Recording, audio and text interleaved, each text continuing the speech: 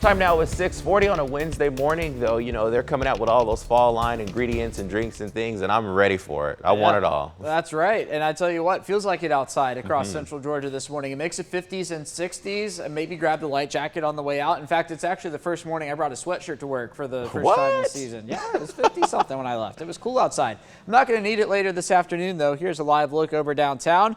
So here's what I'm talking about. It's 57 in Macon right now, 58 in Byron, 59 in Forsyth, 58 in Roberta, 61 in Thomaston, 63 in Cochran, and in Dublin this morning, 60 in Montezuma. As soon as the sun begins to come up, we're going to be looking at the temperatures on the uphill swing, hanging on to 59 in Butler and 60 in Americus. Also watching for, in just a few spots this morning, some low clouds and maybe some fog. 5 miles of visibility in Dublin, 7 miles in Eastman.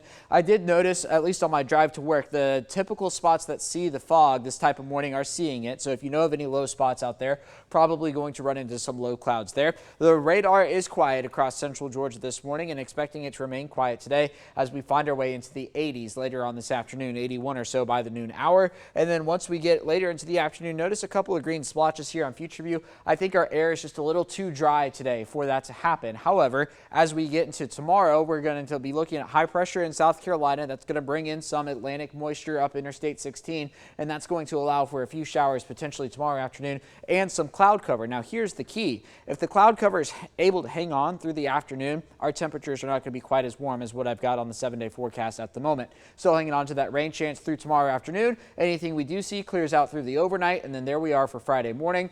Looking at temperatures similar to this morning before we get into the afternoon hours, scraping by the 80s before we set the stage for a great football Friday night. There's the weekend. Saturday completely dry, Sunday completely dry as well. As we get into Monday, it looks to be dry still, but with some increased cloud cover across central Georgia. I did put a 20% chance of rain on the 7-day forecast there. We're also keeping an eye on the tropics, a 30% chance of development with this area of disorganized weather, we'll call it, off of the Florida coast to the north of the Bahamas. That's going to continue to lift towards the Carolinas and not be a concern for us. If anything, it's going to cause some large surf down along the Georgia and South Carolina coast and maybe some showers down there as we get toward the end of the week. A slight uptick in the humidity tomorrow, dew points in the 60s instead of the 50s, but then we're right back to the nice stuff for the weekend and on into next week. But that does come with a trade-off. We could use the rainfall. Have yet to pick up an inch of rain so far this year, and this month, I should say. That puts us down 1.42 inches so far for September, but we are still up on the year by 2.6 inches of rain. So we could use the rainfall here in central Georgia.